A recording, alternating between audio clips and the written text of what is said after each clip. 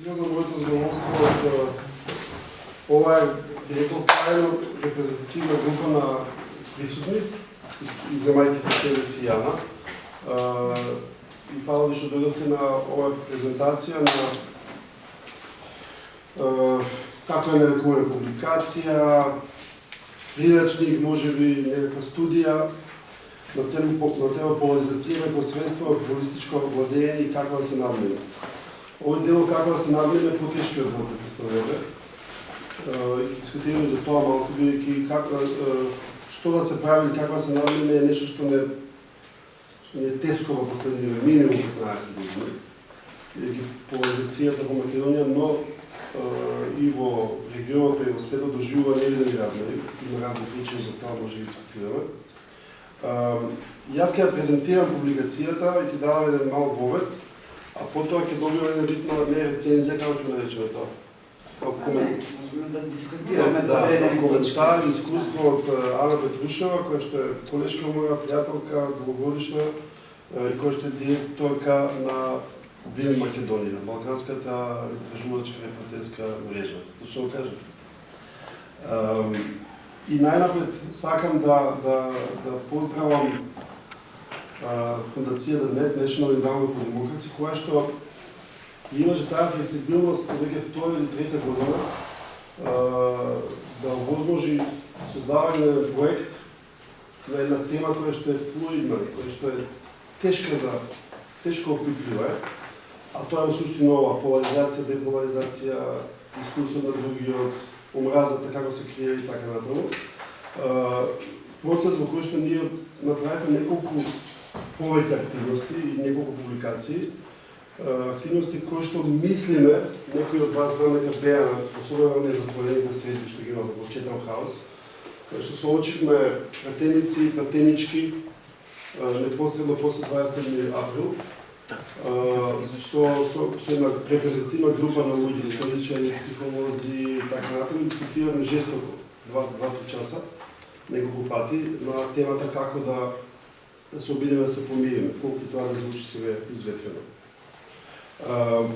Малку е забавно што може би во погрешен ден и погрешно време да презентираме оваа публикација, бидејќи цунамито наречено поларизација ќе дојде набрзо.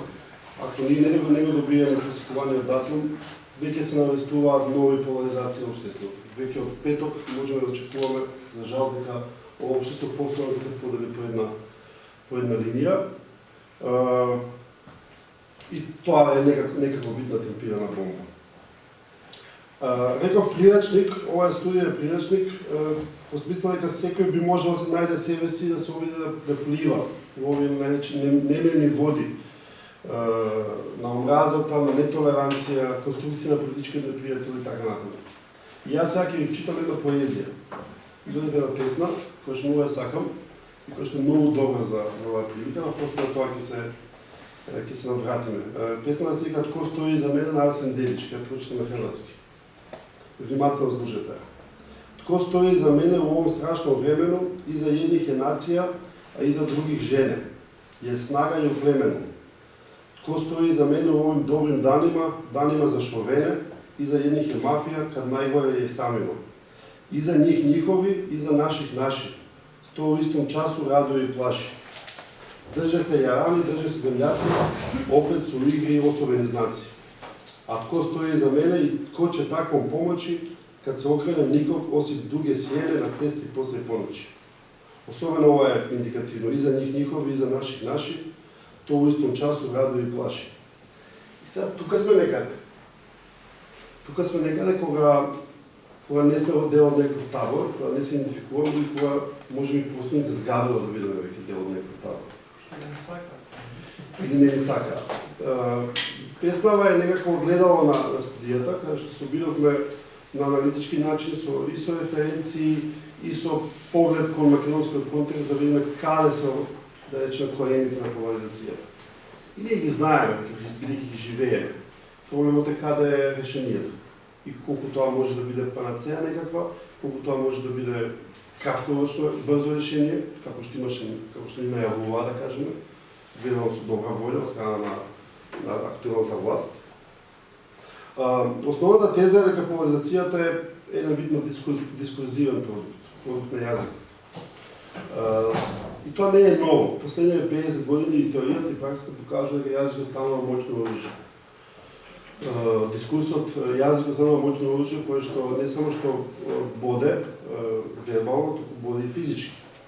Ние имаме во Македонија ситуации и случаи каде што воз основа на говор на омраза се случувале физички престапи, да кажам.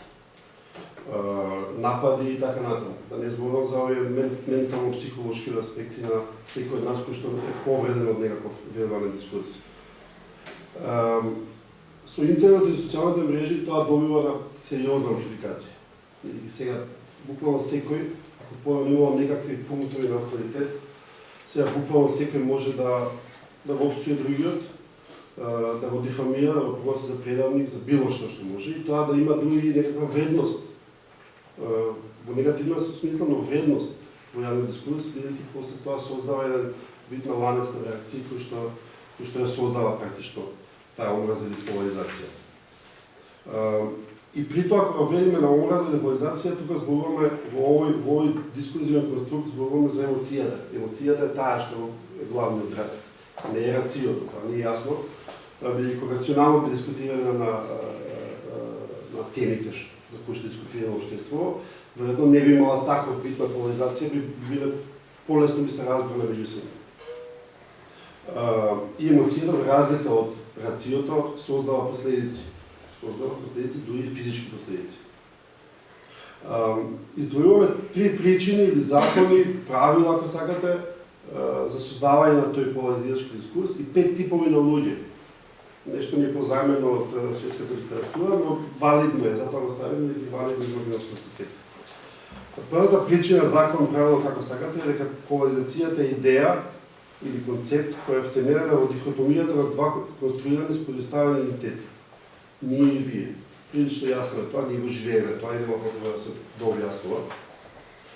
Вториот закон е дека на поларизацијата и треба гориво. И треба нешто да ја вози. Идејата за тоа какви се тие нас проти нас, треба постојано да се потврдува, постојано секојдневно, јас великам да се надградува и проширува. Бидејќи имаме некаков замислен пријател и само додаваме на него атрибути. И ваков, и таков, и плюс ова, и тоа создава една голема снежна топка која што доведува до сериозна дезинтеграција на политичкиот дискурс. И третиот закон или правило е дека поларизацијата е водена од емоции, а не од рационалност или логика во размислувањето. Таа представува некој вид на емоционална динамика. И ги разгледуваме 5 типови на луѓе кои што притисуваат во општеството, кои што се предмет на оваа поларизација, потреба деполаризација. Првиот тип се така наречени потонувачи или pushers на англиски. Тоа се луѓето кои што ги создаваат поделбите, кои што создаваат поларизацијата. Сега тоа можеме да видиме кои се тие луѓе. Вака прво инстинктивно ни доаѓа дека тоа се може и политичарите. Може и медиумите. Може и содейства помеѓу политичарите и медиумите. Македонскиот случај, ова сега го кажам и од искуство, може би, но и од работите што ги работиме, е дека политичките партии и целиот тој комплот на наречен политичка партија, што се има во него, е склон да создава такво гориво наречено поларизација на дискурсот. И тоа му годи, и тоа ги става луѓето во една ситуација да бидат подчинети на тој дискурс. Сега, грубо го нарекуваме психологија на ТМО, но не е во таа смисла, туку психологија на едно заедништво, една сплотеност кон разни идеи. Но кога тие идеи се добро парираат во однос на негативната слика на противникот или непријателот во нашиот случај, тоа сплотувањето е уште појако, посилно, амалгамот е појак.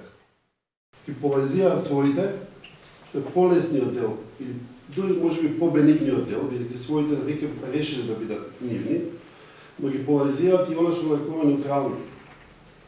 Ги поларизираат преку жестокоста на дискурсот и преку неоставањето на можност на неутралните да останат неутрални или неопределени. Без разлика кои се причините на неутралниот да биде неутрален.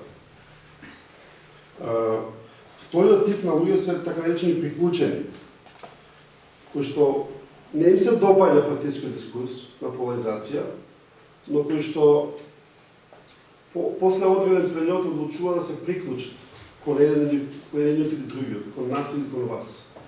И тие се приклучуваат бидејќи ги кошта неприклучувањето. Ние можеме да кажеме да ги кошта нешто во смисла, во морална смисла ги кошта, но Македонија е и сиромашна земја и прилично рудиментирано општество и има ситуации, можеби не овде или не во центарот на градот кај што збориме, но во малите места може би кошта многу тенџево работа. Кошта работа, може би кошта бркање од работа на жената, братот, сестрата и така натаму. Може би кошта шиканирање во мало место. И тоа се дневни истории и судби на луѓе кои се прилично драматични и кои ги туркаат луѓето да се определат. Значи не по нивна волја, туку се определат заради неможноста да опстојат како такви во одреден локален контекст, да кажем. Третите се оние така наречени молчеливи. Нив не им се исплати неутралноста, бидејќи таа е најжестоко нападната од овие пушерс, таа е најжестоко нападната, и избира да не постојат во јавниот дискурс, да не постојат во општеството. Вклучително да не постојат во кафана, кога се расправаме за политика, сите се расправаме за политика во кафана, не сите повеќето, тие немаат став и не сакаат да имаат став. Со тоа се купуваат на некој начин својата слобода, ако така може да се каже, ако тоа е воопшто слобода. Четвртите се така наречени градители на мостови. Се тие градители на мостови се контраверзна категорија, бидејќи навидно имаат морална позиција која што е добра, да кажеме, која што е прифатлива, бидејќи сакаат да ги спојуваат страните преку рационални аргументи да се стават во очилите на другиот, да се обидуваат да најдат личности, а не разлики. Мултикултурализмот како идеологија, ако можеме да го кажеме, во основа тоа да ги даде добрите работи и тоа да не спојува, а лошите ги тргне на страна да ги тргне под тепих. Деликатно е. Велам дека се контраверзна категорија, бидејќи најчесто не успеваат да ги изградат мостовите. Токму заради тоа што се дел од контекстот. И се дел од контекст кој што всушност на крајот ги шиканира. Кога градителите на мостови ќе влезат во контекст каде што е висока поларизација, зборам за висока омраза во општеството, конфликт или потенцијален конфликт или тешки трауми на една нација или на држава и така натаму, тие стануваат, влегуваат во пета категорија и значи стануваат така наречени жртвени јагниња. Состојбата во Босна во време на војната беше евидентна тука. Значи, градителите на мостови им ги палеат куќите многу често. И така натаму, и така натаму. Значи, сума сумарум, неутралците се оние кои што најмногу страдаат и се морално врзани да направат нешто за себе и често се или шиканирани или влегуваат во трговите неволно. Најчесто неволно. И без разлика од која причина се неутралци. Ние може да бидеме неутрални затоа што не сакаме се замараме со политика, може да бидеме неутрални затоа што не се гади политичкиот контекст, да кажеме и друго. Потоа анализираме во студијата, го анализираме да речеме некакви прапочетоци на она што се нарекува обид за влез на неутралците, и при тоа не го кажувам во негативен контекст неутралците, да не сватите погрешно, обид за влез на неутралците во политичкиот дискурс, на политичката арена. И сметаме дека првиот таков обид беше реални студентски пленуми, студентски професорски пленуми. Каде што во една ситуација кога општеството веќе крвари од сите страни, во не мислам во буквална смисла, и каде што треба нешто се направи, студентскиот пленум беше на некој начин, според мене, безбеден и достоинствен влез на таквите неутралци на политичката арена, каде што ќе го израза својот став кон една релативно безбедна тема. Автономија на универзитетот. Релативно безбедна тема. Иако не мислам дека е така безбедна, што подоцна се погреша. Значи, како што кажам, достоинствен и безбеден влез. Оваа динамика на студентскиот пленум заврши со приклучување на сите така наречени прогресивни сили. Оставам и наводници и безнаводници. Сите така наречени прогресивни сили против режимот на Груевски, каде што бомбите и почетокот на бомбите беше главниот драйв. дека, окей, бевме на пленум, се буневме против понудата, и слушаме бомбите, сега ќе можеме да влеземе во политичка арена. Таа политичка арена ги кошташе, не кошташе сите да кажем. Бидејќи таа на крајот мора да најчесто завршува со некаква политичка инструментализација. И таа беше јасна, видлива, но верувам дека била и за повеќето луѓе може би видлива и може би го прифатиме тоа, да бидат во еден момент и политички инструментализирани. Некој повеќе се кажеше, некој беше инкорпориран во тој политички систем, преку изборни листи, преку позиции во власт и така натаму и така натаму. Го отвараме прашањето не толку во оваа тема, во оваа студија, но зошто денеска нема протести? Интересно прашање, интересно за анализа, не сум видел дека некој така го анализирал и останува да се разговара на тоа прашање. Зошто денеска во Македонија нема протести? Дали има причина за немање протести? Дали разочарувањето е такво да нема кој да излезе на протести? Дали нема теми за протести? Но го оставам тоа да не ети како такво.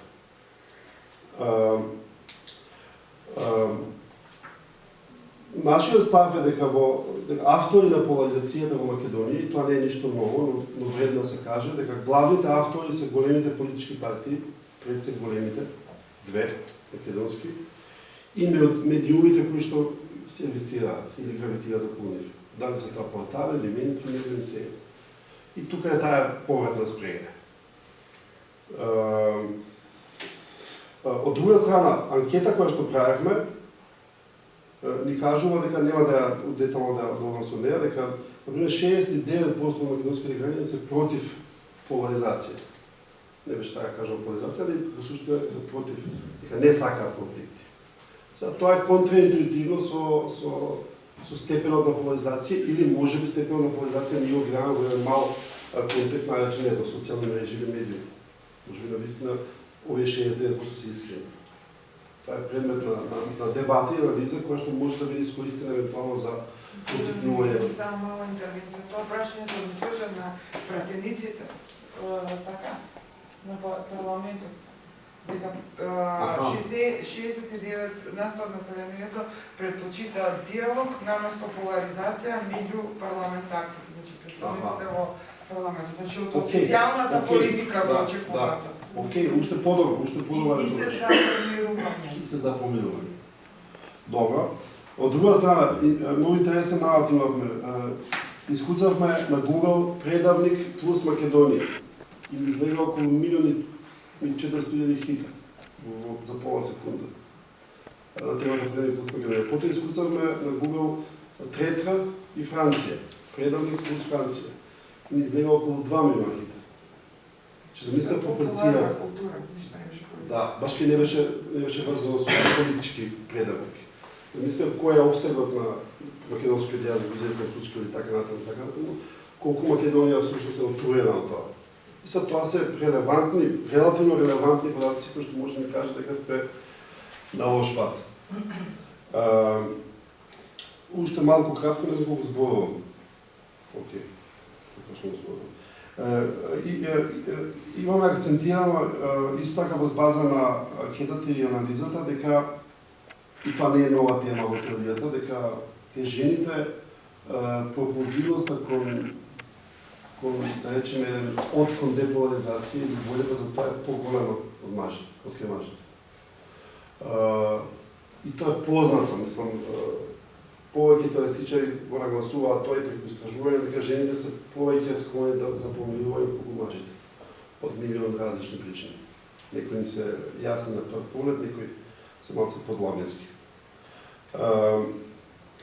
Например, нашите затворени панели што ги организиравме со поддршка на НЕТ, каде што представнички беа одговорно жени, да кажеме, тие има и волја да се појават, бидејќи мажите што ги поканивме не сакаат да зборуваат на темата која е 7 април, посттравматски стресови, како изгледало тоа и така натаму.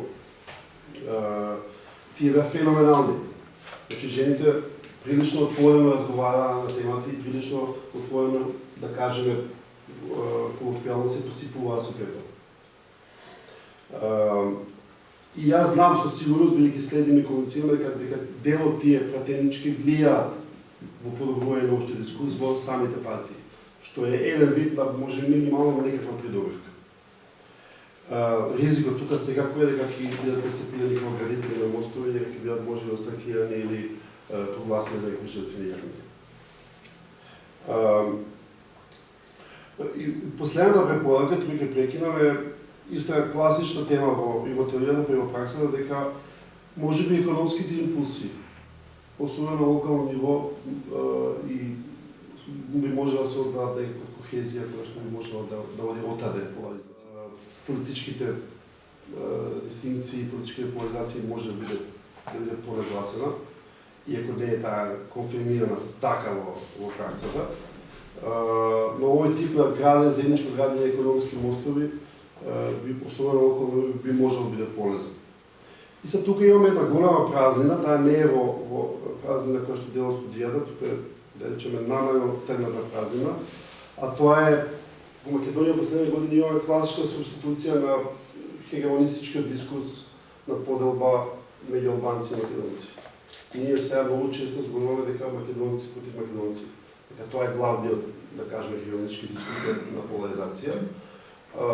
Јас тврдам дека овој другиот што го чуваме во ФИОКа, македонско-албанскиот комплекс, да кажеме, или релации, дека тој секогаш може да биде, условно кажано, западни по потреба на некоја популистичка, радикална, националистичка, како се преземете го, елита. И дека тој не треба да се подценува.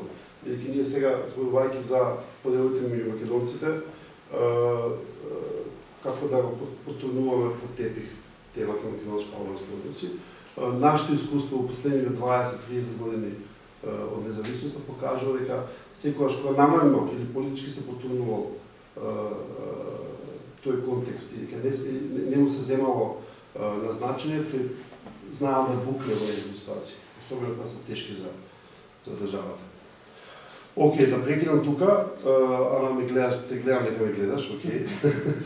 Така да повели сега Ана со коментар, да ми кажеш малку со твоето искуство, бидејќи вие има посебна позиција, не знам што сте, градители на мостови, жртвени јагниња, имате... Прво би почнала од ова најтешко прашање, да го тргнем од агенда, зашто нема протести, зашто нема отпор. Ја разговаравме, најголемиот дел од моите пријатели веќе воопшто, например, не следат вести. Телевизорот им служи за Netflix и HBO и одбиваат да се контаминираат со вести од нашето секојдневие. Еден скрол на Time повремено има доволен доказ дека е тоа добар избор. И за голем број од нив се прашувам дали воопшто утре, еве, кога би имало избори, дали воопшто би излегли или не. И тоа во најголем дел, еве, зборувам за искуството на моите пријатели, се должи на големите очекувања и изневерените очекувања. Мислам дека одговорот е пораз, затоа што сме поразени, затоа што за разлика од големите очекувања, сега имаме, поразени сме, почнувајќи од ваквиот начин на изгледање на работата од Европската унија, до тоа што очекувавме дека ќе се случи во општеството по смената на власт. Мислам дека имаше мобилизирана голема енергија, која што практично во голем дел балансираше кај естаблишментот главниот проблем и по промената на режимот очекуваше дека работите многу побрзо ќе се сменат, што гледаме дека не е случај и затоа имаме огромна недоверба во судството, во институциите и така натаму. Јас малку бидејќи зборувавме за ЕУ и како да видиме како се чека датумот по социјалните мрежи, каде што се разбира овие денови имаме зголемена поларизација, брутални пресметки и така натаму. И оно што можев да го забележам во тие дебати е дека двата кампа, условно речено, се цврсто во своите ровови, се повторно се користат оние термини кои не сакам да ги изговорам, кои се споменуваат и во вашата публикација, како се ослобуваат едните и другите погребно, нели едните се секогаш предавници, другите не можат да сватат како ова момент на заславење од страна на другиот камп. И тука, нели, тоа се разбира како секојаш попратено со закани, сега ќе видите, па ќе се најавува дека Пертови ќе летаат, апстења ќе има, кој ќе лежи затвор за предавство и така натаму, и се доживува тоа генерално као некакво ново второ полувреме на Преспанскиот договор, нели, со таа идеја дека еве сега ќе се врати старото име, ќе се поништи Преспа и така натаму. Тоа се тие што дивеат, да кажам, по социјалните мрежи. Она што е интересно, например, е дека кога ќе влезат во конфликт, многу брзо, значи нема тука не знам каква размена на комуникација, туку има блокирање, мјут и потоа се земаат скриншотови од тие дискусии и на тие продолжува во својот камп дебатата. Еве видите ги овие што ви кажа, да можеме ние сите заедно истомислениците да продолжиме да говориме за другата група како главно зло и така натаму. Дека политичките партии ги хранат тие наративи кај нас не е ништо ново, не било на ова ниво, меѓутоа било од секогаш, од што е жаба, ако не се. Мислам и од претходно, сега ние секогаш сме имали кој бил против кого, без оглед дали тоа било политички, така натаму. Меѓутоа, тој дискурс тука била секогаш клучни. Оно што беше потоа усовршено како систем со центрите на комуникација на партиите, преку кои се реферуваат до главните пропагандисти, кои што имаат за цел да ги исцртаат листите на предавници, да објават слики кои се предавниците, евентуално да дадат нивни адреси, да ги извадат сите можни гадости кои ќе послужат за лична дискредитација на тие што се гледаат за политички опоненти. И тоа што е спомнато во публикацијата околу неутралците е што мислам дека ги обединува дека сите политички партии еднакво негуваат презир и гадење кон било кој што одбива да се идентификува во и да се приклони кон еден камп или друг. И во таа смисла тие се гледаат како, нели потоа, како Вестав, како она. Се сеќавате колку имавме дебати на тема релативизација за одредени работи. Оно што беше усовршено на начинот на кој што се дисеминира и се ширеа пораките, е дека се утврди тој модел кој сега е и на светско ниво модел за ширење на лажни вести. Значи се појавува информација на анонимен на некој портал, социјални мрежи, потоа се шири по групи на истомисленици, па тука се закачува Twitter, Facebook, за на крајот тоа да заврши како информација како кредибилна информација во мејнстрим медиумите, кои се разбира можат да играат на таа ограда дека тоа не е нивна информација, но сепак по тој модел беше рецептот за повеќето случаи на дискредитација на тоа што беа гледани како непријатели на оваа или на онаа страна. И сега да се вратам на големиот број што рече дека не сакаат да бидат. Наратав на некоја анализа од минатата година, каде што американците интервјуирале 8.000 луѓе во обид да видат колку наспроти онаа хистерија на Fox, CNN, MSNBC по мрежите, колку американците чувствуваат дека припаѓаат во тие кампови. И од 8.000 луѓе вон екстремните левичарски конзервативни кампови се препознала 67%, кои што они ги нарекуваат exhausted majority или исцрпено мнозинство, со што се враќам на овие кои што одбиваат да влезат во канализацијата, ако можам тоа така да го наречам, под капата на еден или друг камп. Оно што мислам дека е страшно во нашата ситуација е тоа што гледаме дека тие наративи продолжуваат, партиите тоа го хранат, медиумите тоа го хранат.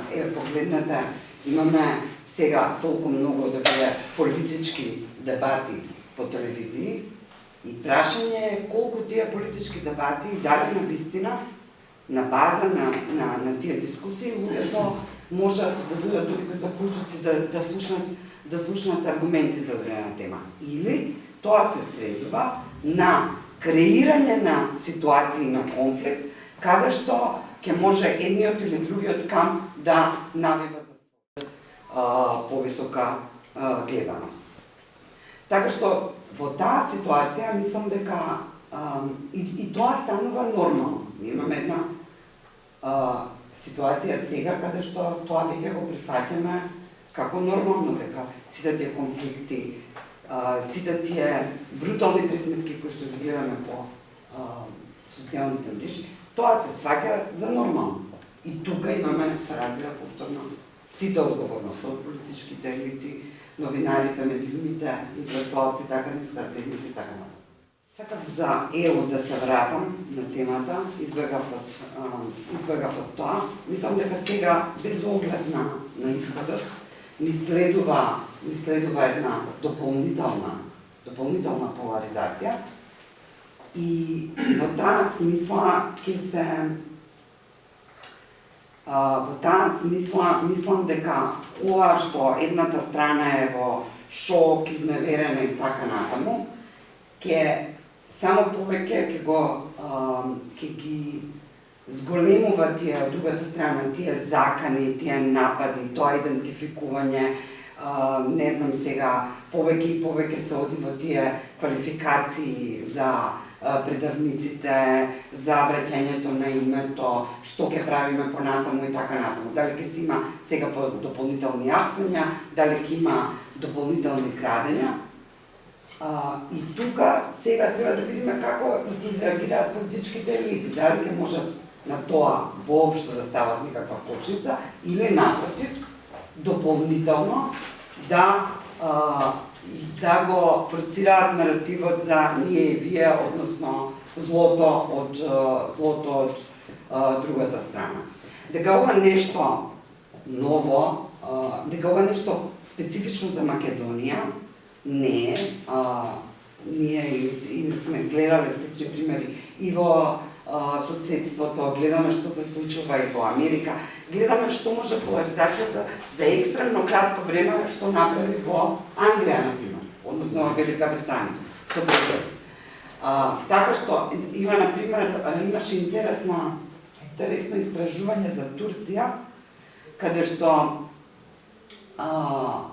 правеле анкети за поларизација, каде што дошло до податок дека 8 од 10 турци не бија мажале керката за човек кој што гласа за партијата против која се тие.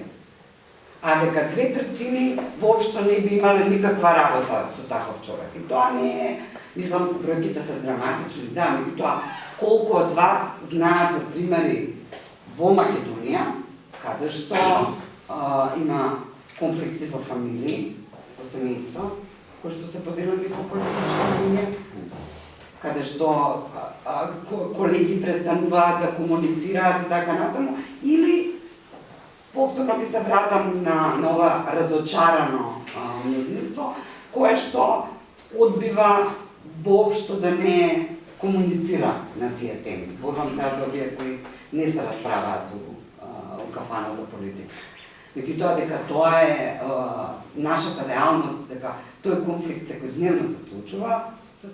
Предлагам да отвориме евентуално некакви инпути, да видиме што може да дадеме. Ја можам само да додадам, например, некои од нашите искуства. Ние сме имале прилично тоа, дека сме платеници на странски служби, те вакви, те такви.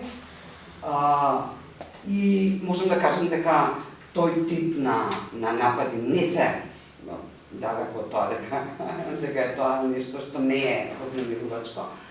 И многу често со такви напади се се црта некаква мета и се доведуваат во опасност луѓе.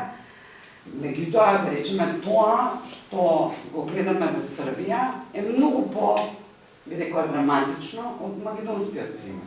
Бидејќи во Србија, таблоидите, да речеме, наши колеги од ПИРН, постојано ги ставаат на насловни страни со слики, како предавници, не знам, Вучич стално искача на пресконференции, зборува за ПИРН, дека ПИРН е непријател, дека прави ова, прави она, за, мислам, активности ние на нашата канцеларија на Косово покрива, канцеларијата на ПИРН на Косово изработува мониторинг, например, на изборите и ги пријавува политичките партии кои што го кршат кодексот и тоа го прави без исклучок и за албанските и за српските партии.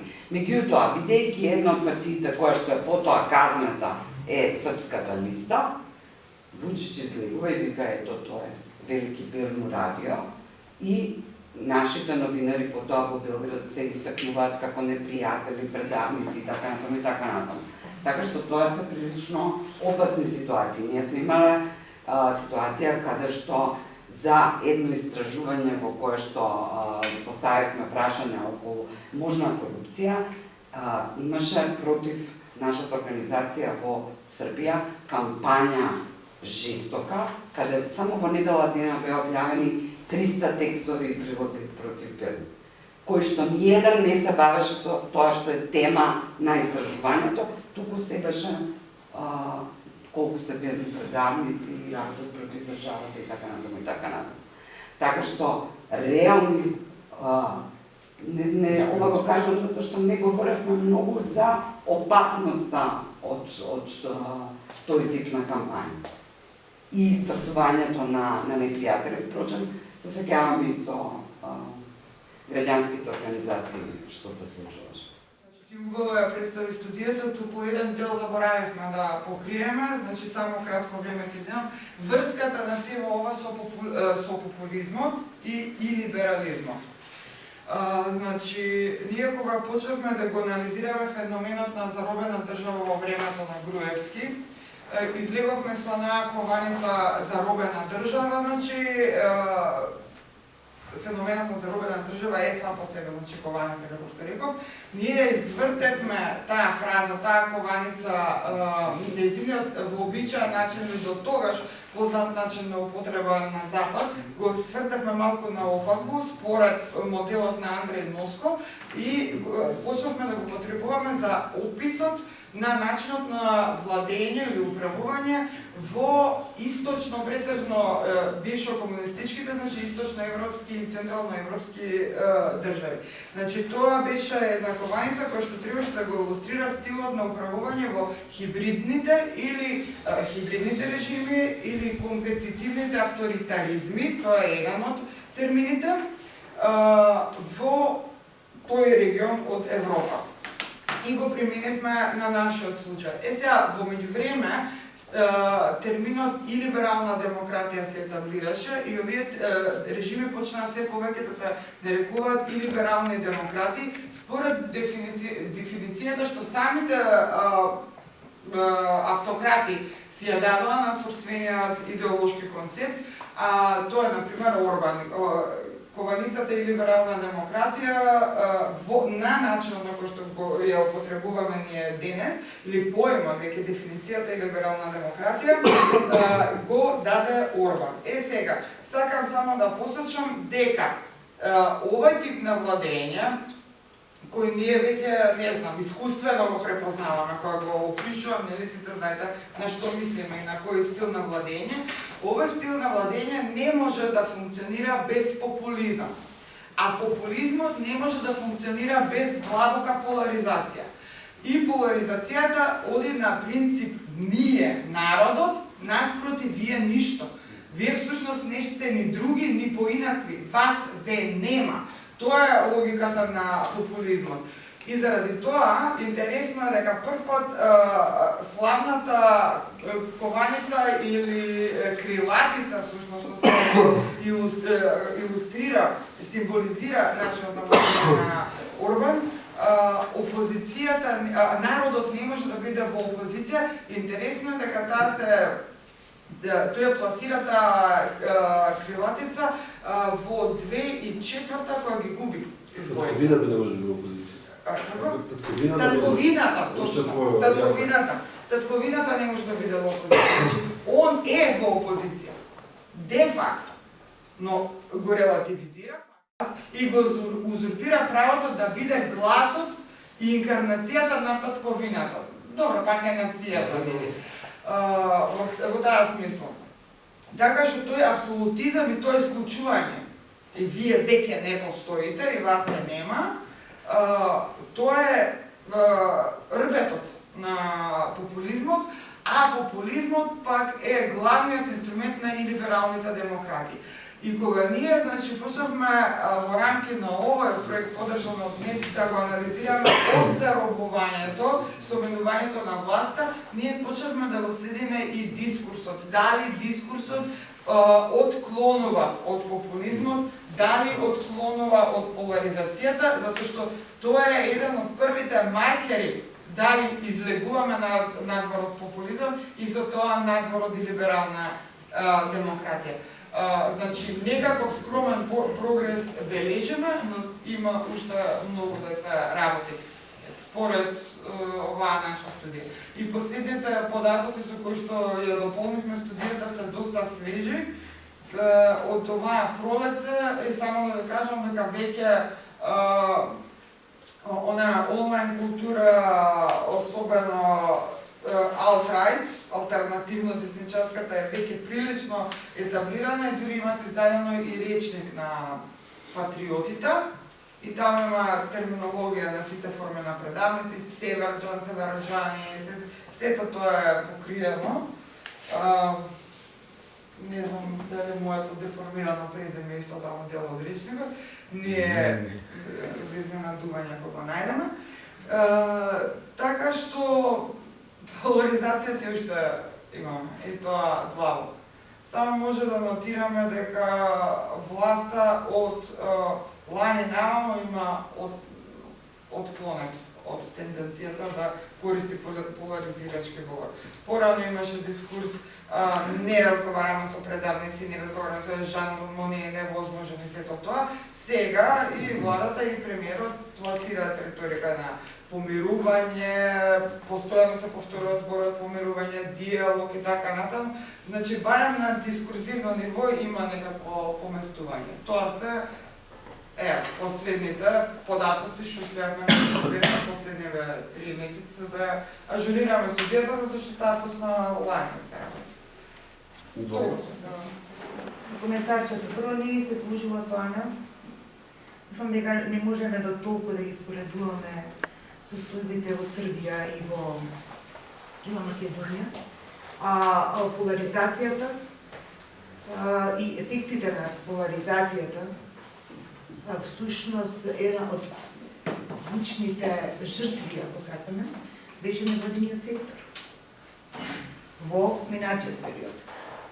Имаме, веројатно за таа потреба конечно да ни се случат добри работи, мислам дека прерано затвораме одредени прашања и до сега ниту како сектор, ниту пак вака дел од анализи не се состојбите тогаш, значи во последните години, на гроевизмот и односот кон сатанизирањето на граѓанството, видено низ активностите на прогресивните граѓански организации во Македонија. И тоа, исто како и другите работи, ги оставивме така за не знам кога. И повторно, ние дел од нашата реалност, а вие овдека на брзина скромна во заклучоците, бидејќи прашањето сега е шта нам ја чините, нели? Препорачувате дека неизоставно е, за да се средат работите, да се продолжи со широки консултации, со форуми, со променета, предпоставам улога на граѓанскиот сектор, па ме интересира, ако имаме предвид субјектите главни на поларизацијата, политичките елити, ако имаме предвид скромниот, евидентен, но скромен напредок и присуството на поларизацијата и атрактивноста нивина, за да може да се биде интересен сега. Како дојдовте до тоа дека граѓанството или граѓанскиот сектор во најширока форма му давате таква значена улога во тие следни чекови? Нема јасен пат и нема краток пат до деполаризација во општество кое што е стегнато со поларизација. И тоа е веројатно јасно. Во Руанда ги тера овие и во Јужна Африка овие Truth and Reconciliation Committees, така натаму, со променлив успех, да кажеме, но тоа беше контекст кој што беше многу драматичен, да кажеме. И може би полесен за него, дури толку да звучи поедноставно, може би полесен за помирување.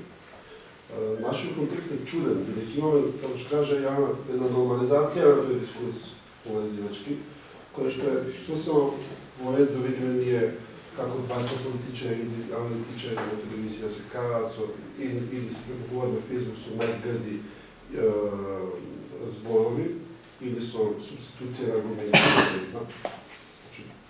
Сите се биле жртви на тоа. Ама ти ова прави заради тоа што имаш ваква мотивација или не си честен, искрен од твоја став заради тоа што така направи. И тој пат не е едноставен.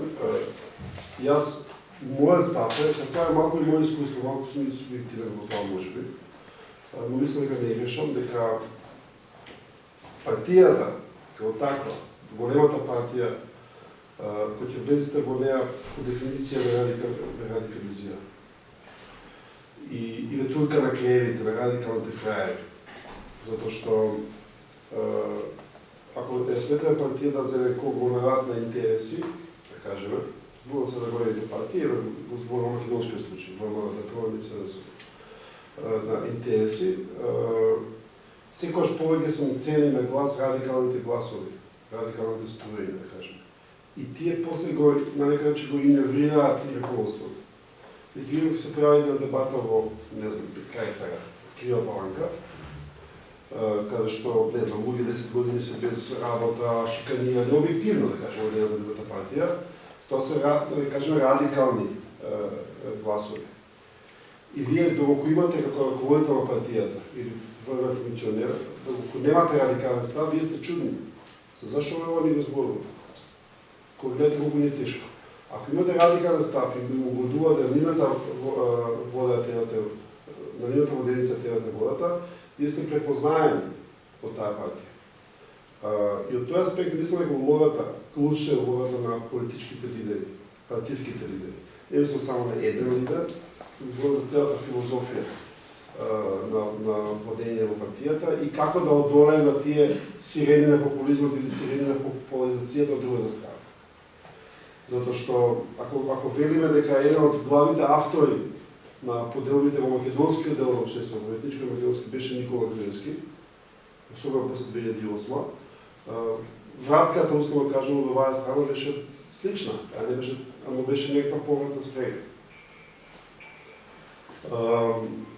Граѓанскиот сектор, и тоа го знае саци, претрпа многу удари во тој период.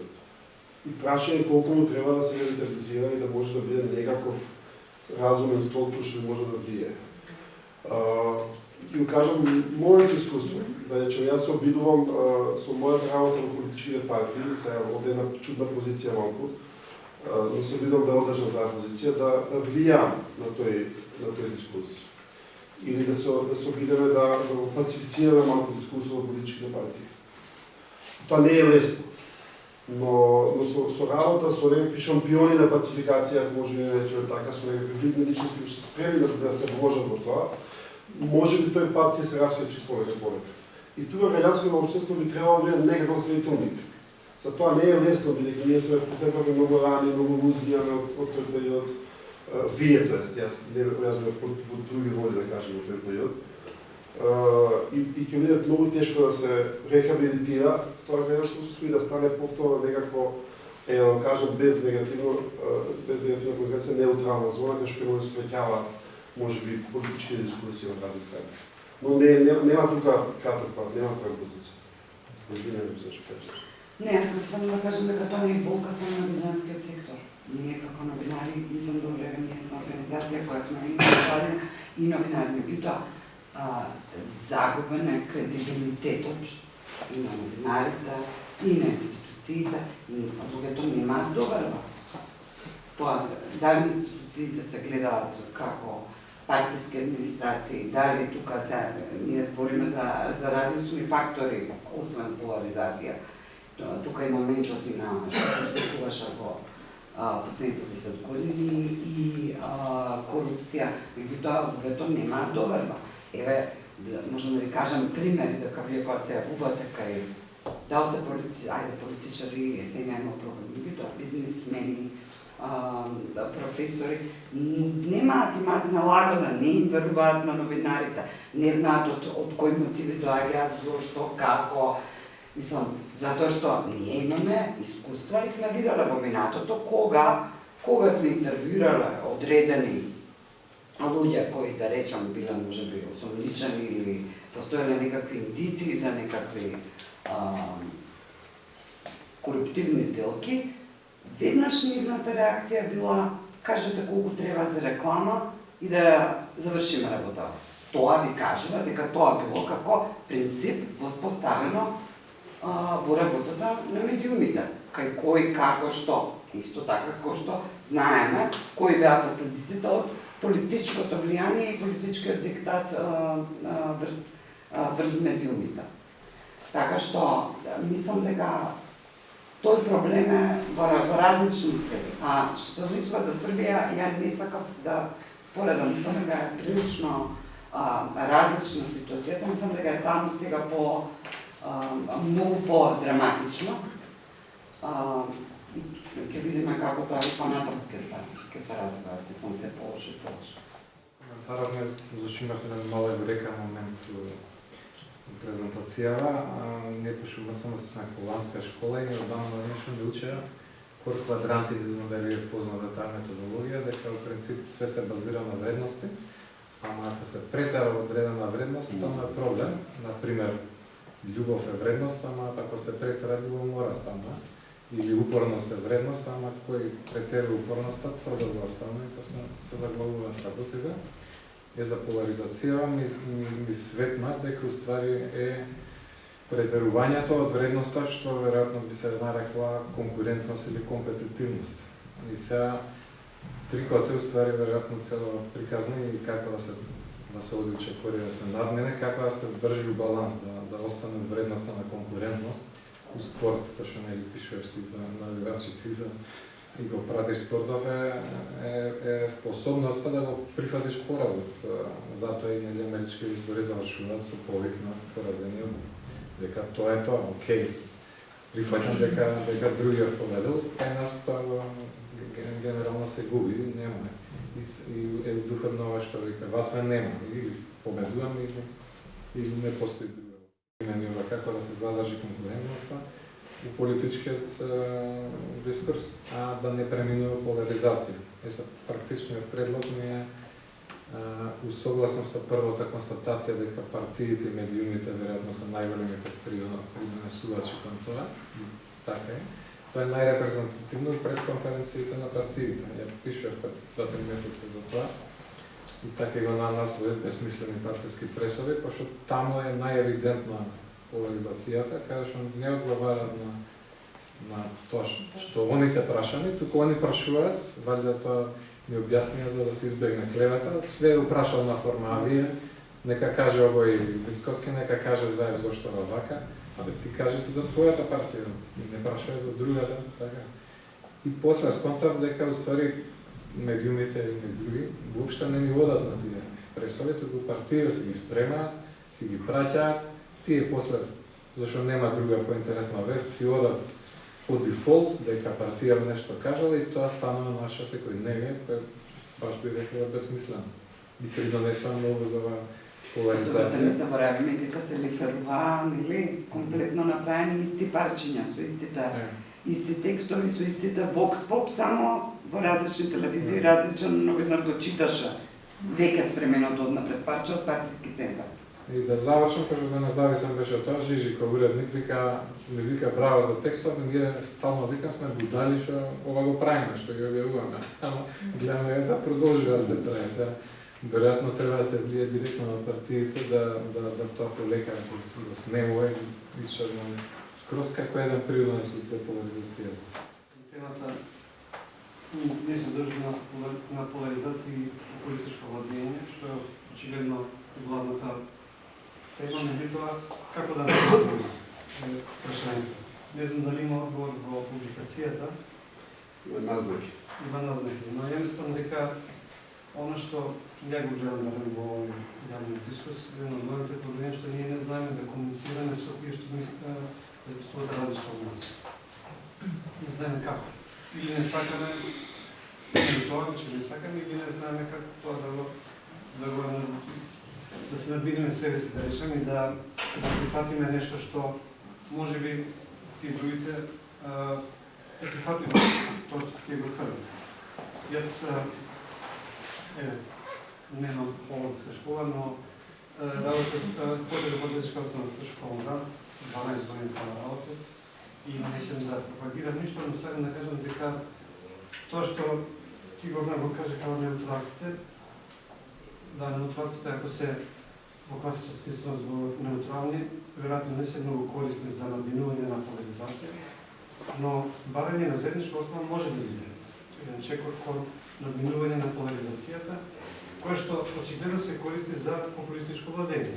Кога имаш такви заглавени, да речеме, позиции на две страни, овие социјални мрежи така наречени, и ние тука се задржуваме, бидејќи немаме квалитетна дискусија која се води, се организира од некој што има, да речеме, добри намери за надминување, туку имаме модератори кои што сакаат да се развијете конфликт до максимум да абсурд, да ние тврдиме не може со овие да се разбереме, што сакаме дека прават, ние да победиме на избори, па ќе биде по наше.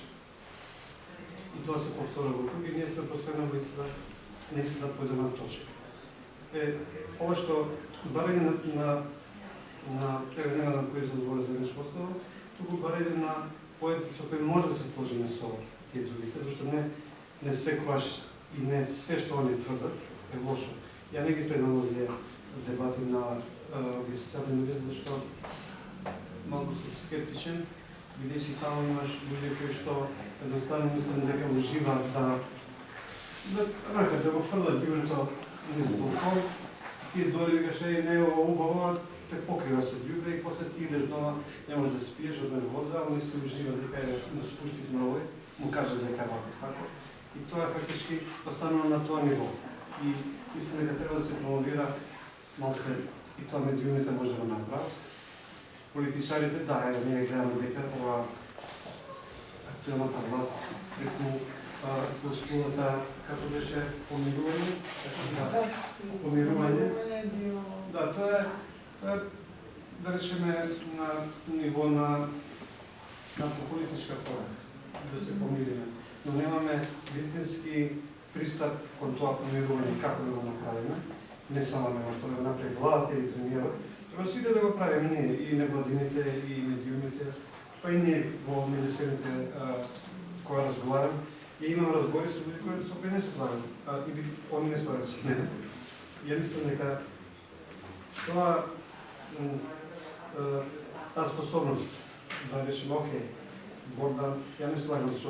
Дори со Гордан, ја ми е еден од бака блиските луѓе, има работи кои не се слагат. Меѓутоа, може да разговарам бесконечно. И мислам дека тоа не е требалци да го смениме тој однос. Дали се гледам дека и кај луѓе со кои јас се слагам 100%, кога комуницирам со други со кои што ние не се слагам, користат целото оружје што ги има да располагам. Треба да се остави малку простор, онde да се повеќе. Ако ти на тој, да речеме, условно кажам, непријател, ако не му оставиш никаков излез, може да очекуваш дека ќе го победиш. Не постои така нешто. че мора да го ставиш некоја брата или некоја патика да се повлече и да рече, окей, добро, ти признам дека јас имам право нешто, може би ти имаш право нешто. Тоа звучи малку утопистички, но мислам дека не е невозможно.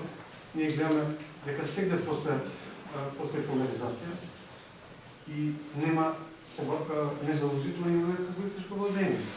Па имаме и други случаи каде што нема поляризација, а имаш диктатура.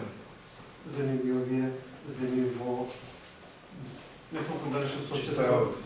Казах Сталин, не знам, сега нечем да ги стигматизирам.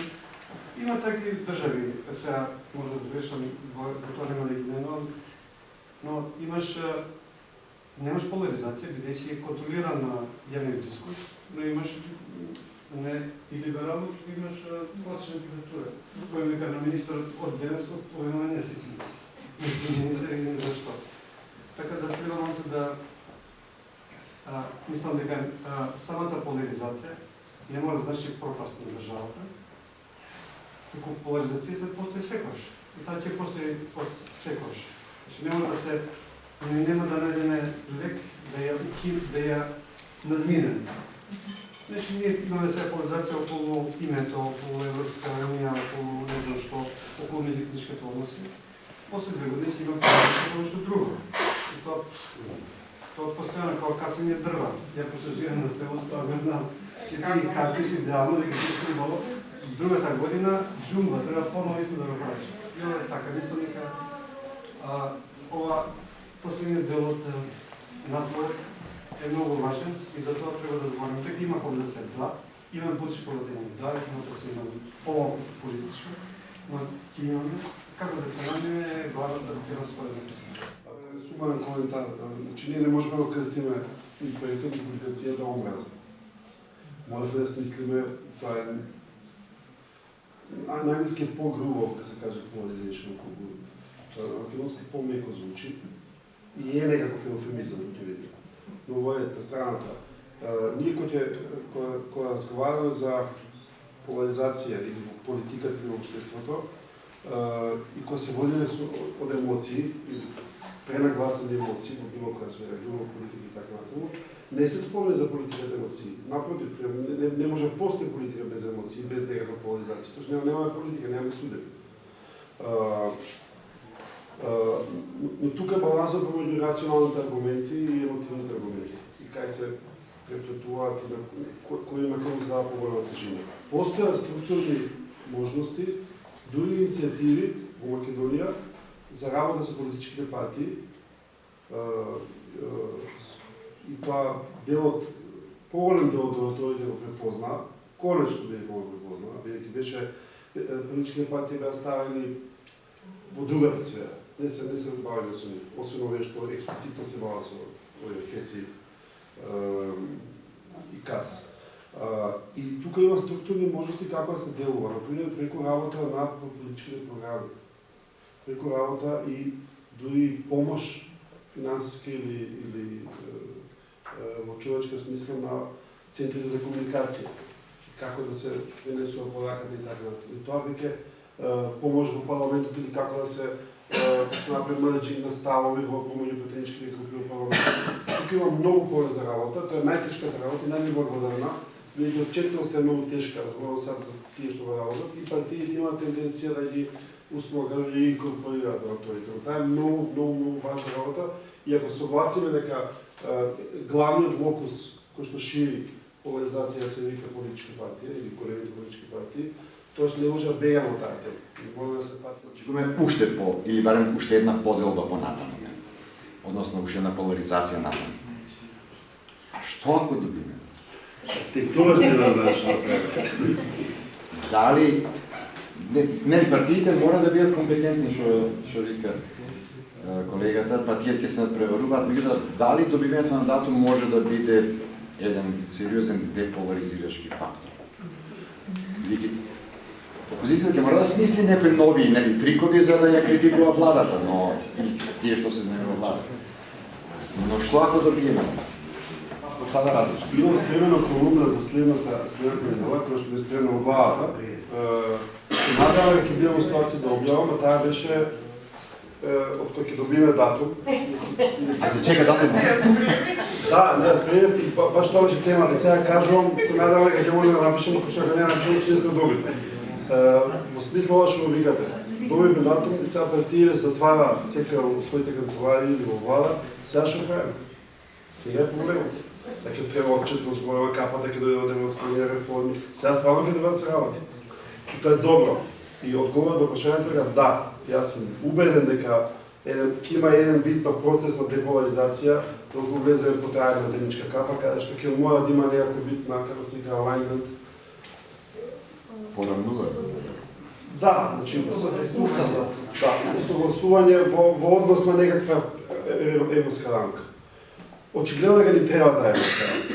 Ние сега, ајде да се жалиме премногу, ама се однесуваме малку како недораснати деца во политиката или во градењето на државата. Може би кратко трајало се целата оваа авантура и така натаму, но као да има потреба некој да ни каже од цело што да правим. И се водите. И затоа мојот став е, јас сум прилично убеден дека докато добиеме датум, затоа не е многу важен датум, да можеме малце да ги смириме овие тензии, да кажеме, окей, сега имаме една цел, немаме да имаме оваа цел, дајте да видиме што се може да впрегнеме од силите на државата, ќе се тепаме на политичко ниво, ќе имаме, како вели во пресконференции, вакви, такви, ќе има емоции, ќе има некојаш и жестоки емоции, но еден пат ќе биде некој трасиран. И дека тешко ќе биде мрдање лево-десно, освен ако не отидеме во некаков сериозен авторитаризм.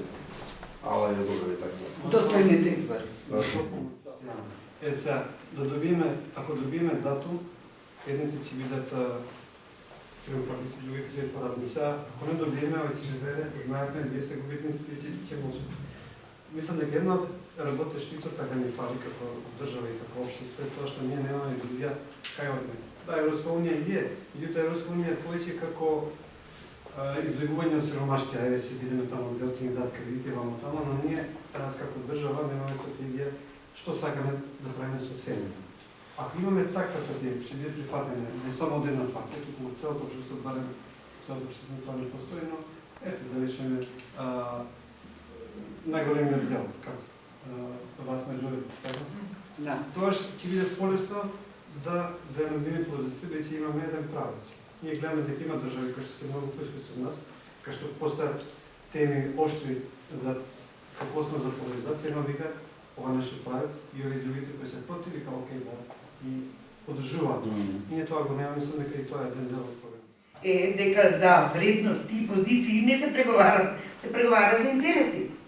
Значи само ако имаш издиференцирани интереси, ти ќе можеш сега масата А разговара за ова, да се приближуваме, па и така натаму. Ние сме се уште закопани во роли, единственото, гледајте го ни го јазикот. Одма А некој зина, одма вика црвена линија. Ами црвената линија е бетонирање на позицијата. И тука више нема ни А, ни Б, ни В, нема реченица на. Да, нема диалог. А единствениот услов да може да расте довербата која се сложивме дека е основа, треба да има комуникација. Па од ровови не се комуницира само со да влезе во брак со тето оцена што е различна политичка определба. Веројатно во Македонија имаме некоја слична ситуација, околу 8 од 10 можда и повеќе. Ама сега ако размислиме како точно тоа изгледа во пракса, ако се представиме едно седосумовско, условно кажеме едно моноровско семејство, тогаш ако снаата е во наводници моноровка, проблемот најчесто не е што снаата е да речеме економски неолиберална или провидес економски лево, затоа што економската поделба во Македонија скоро или нема идеолошки. Дури поделбата не мора да биде и дека снаата е од социјално од општествено конзервативно семејство, најверојатно е тоа така, ами не мора да значи пошто кај тие партиски етикети се повеќе целата фамилија ти ВМРО и ти си ВМРО без разлика кои се твоите идеолошки погледи на вистина до живот. Така што ние во Македонија веројатно и турската статистика е во слична насока, патиме од оној најгрд вид на поларизација, практично една слепа партиска лојалност. А по мене идеолошка поларизација кога би имало, значи еден истински надпревар на идеи, компетитивност, како што кажав претходно, тој не е лоша поларизација, што навистина има и логика едно семејство да не сака да се збратимува нели со семејство кое што има комплетно различна животна филозофија и вредности. Тоа што кај мене во Македонија, кога размислувам на темава за поларизација општо, најмногу ми сметува онаа статистика од првиот круг на претседателските избори, 40% излезност, 60% од луѓето не наоѓаат за сходно да излезат на избори да се изразат својата волја. Така што мислам дека повеќе пати од некоја индиферентност во општеството, наместо од некое закупување во ровови каде што само слепо го гледаме своето, ние сме надвор воопшто од политичкиот спектрум, така што кога се зборува на темава, мислам дека е поважно да се инсистира на продлабочување не на поларизацијата сега, по на општествениот дискурс, на идеологизација на политиката. Ако сме поларизирани, зошто сме поларизирани, кои идеи ги браним и зошто го правиме тоа, бидејќи индиферентно општество е уште по-слабо од демокрација перспектива гледана од поларизирано општество според мене. Истото да се навратам на идеолошки разлики со мало осврт. Значи, дали имаме созревање кај нас на идеологиите, дали кај партиите, дали кај самите гласачи и народот, пошто веќе ако разговараме за партиска поларизација, значи тука се навраќаме на тој економскиот фактор, значи на тој клиентелизам и би требало да се навратиме тогаш во тој начин да работиме на декапчеринг или ослободување од таа заробеност. А дали самиот недостиг на созревање по идеологии, значи е еден извор на поларизација, кој што, значи, како што реков, имаме партии кои што си водат според своји интереси, а не според идеологии. Анализираме, јас тврдам дека не постои идеологија во македонските партии. За едната тврдам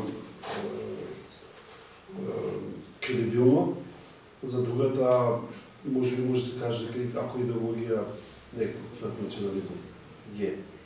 Може би тука може да се издиференцира нешто. Но аспект на конзервативни вредности и сега за сликаме со пече с деца и дојде во црква да бацуваме рака на попови, не постои таква свест идеолошка диференцираност. Но ако ја гледаме целата планета, не се сакате регионот, сакате било каде, условно кажано во развиениот свет, има сериозно повестување во идеолошките позиции на партиите, има едно конвергирање кон центар од една страна, за catch-all партии што ги и имаме дивергирање кон радикални крајеви, кои што доаѓаат. Позицијата на Макрон е многу интересна.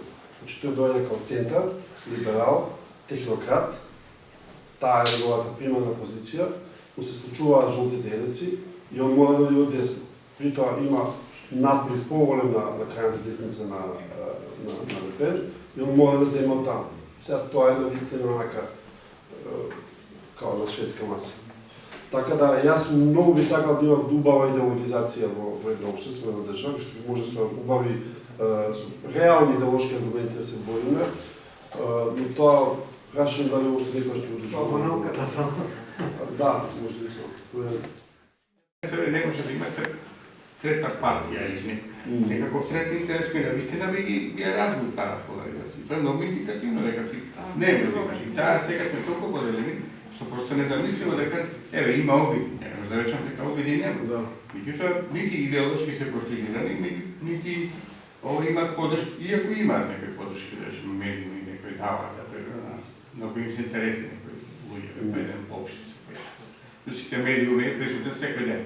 Се не може да не речеме дека не, ма тој нема што да приучи. Што да дали индикативно дека нема шанса. Јас зборам и се ова за медиумите сега нешто реформи и така натаму. Не можете поделени се вика. Како ќе правите бела листа, ќе правила за етика.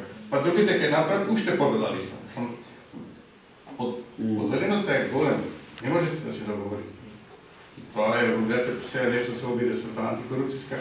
Начинот на избор беше интересен. Меѓутоа не се повторува и за АБНУ, не се повторува и за телевизија, таквиот начин на избор. Зошто? И сега имате партиски договор во една комисија, која никако да се состане како и да се состане, тоа ќе биде комплот, партиски класичен. Така да ништо тие можни реформи што ги викаме, не е надвор таа поларизација што има. Тоа е индикативно, никој кај нас не прав, дали има можност и дали има шанси. Искам дека беше интересно тоа во рамките на СДСМ со средната класа.